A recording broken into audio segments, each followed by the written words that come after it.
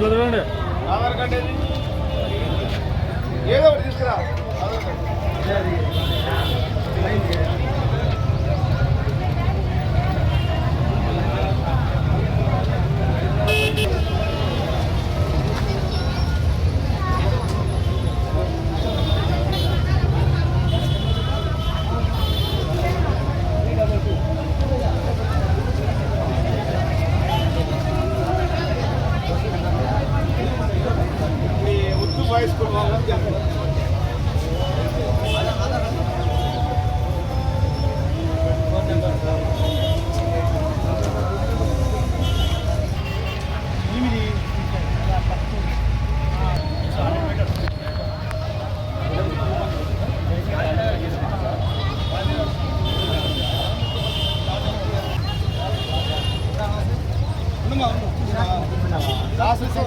Parents దయచేసి కొంత పక్కకు పోతే మాకు అడ్డం ఉంటారు.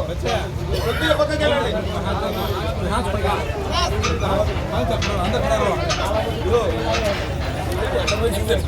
అది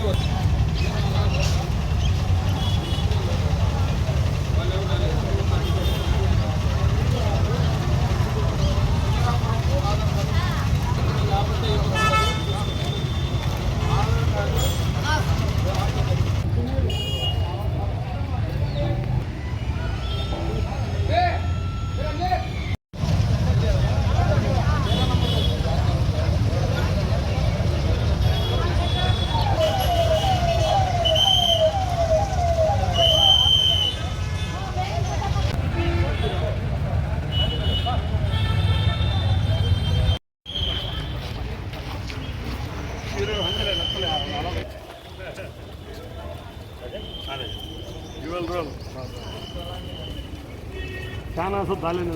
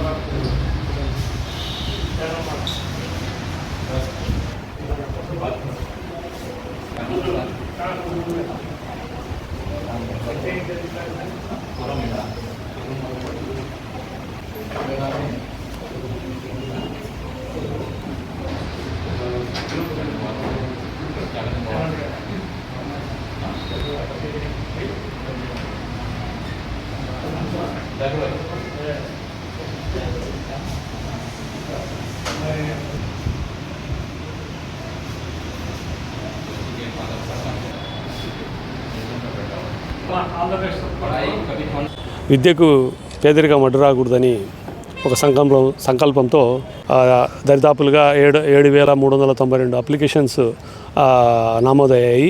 దాంట్లో భాగంగా కడపలో 789 మంది అభ్యర్థులు ఇక్కడ దరఖాస్తు చేసుకున్నారు.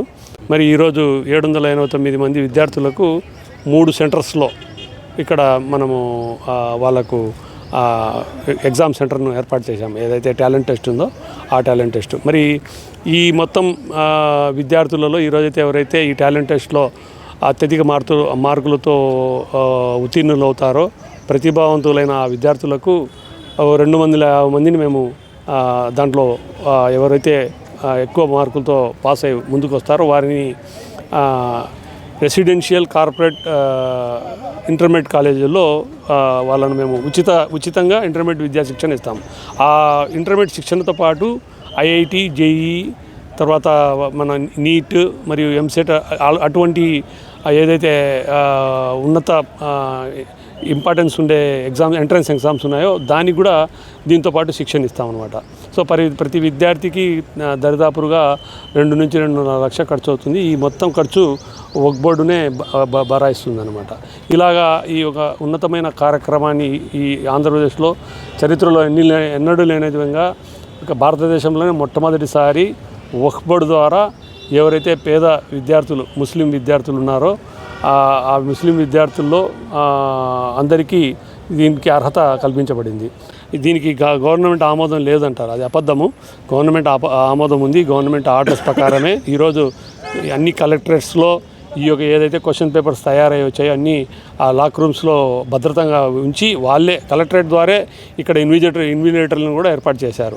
మరి ముఖ్యంగా ఏమంటే ఇది ఏదైతే ఈ విద్యకు ఇంటర్మీడియట్ స్టూడెంట్స్కి ఇంటర్మీడియట్ విద్యకు అయ్యే ఖర్చులు వక్ఫ్ బోర్డునే మనకు ఏదైతే ఆ మసీదులు, తర్వాత ఈ మద్రసాలు ఏదైతే ఉన్నాయో డైరెక్ట్ మేనేజ్మెంట్లో దాంట్లో మనకు వచ్చే ఆదాయంతోనే ఈ స్టూడెంట్స్ని మేము చదివించబోతున్నాం అన్నమాట.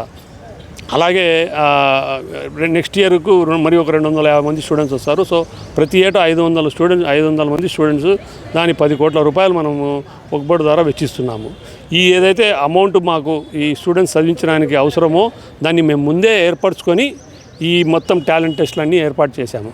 సో అదైతే ఎవరికైతే ఈ ప్రజల్లో ఇది ఒక నెగిటివ్ ఆలోచన వీళ్ళు పెట్టాలని చూశారో వాళ్ళకు నేను మనవి చేసేదనగా, దీనికి మీరు నిశ్చితంగా మీ అబ్బాయిలను అమ్మాయిలను ఎగ్జామ్ రాయనివ్వండి.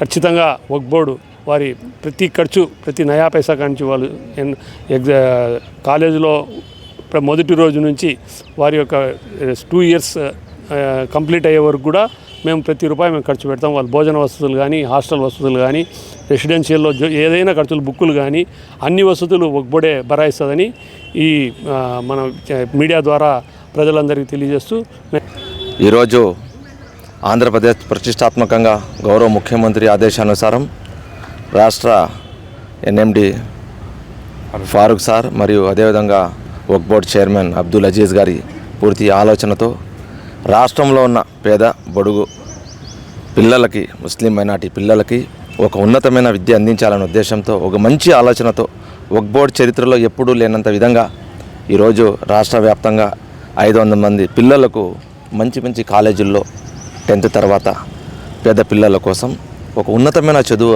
అందించాలనే ఉద్దేశంతో గౌరవ వక్ఫ్ బోర్డ్ చైర్మన్ గారు అబ్దుల్ అజీజ్ గారు వినూత్నమైన ఆలోచనతో ఈరోజు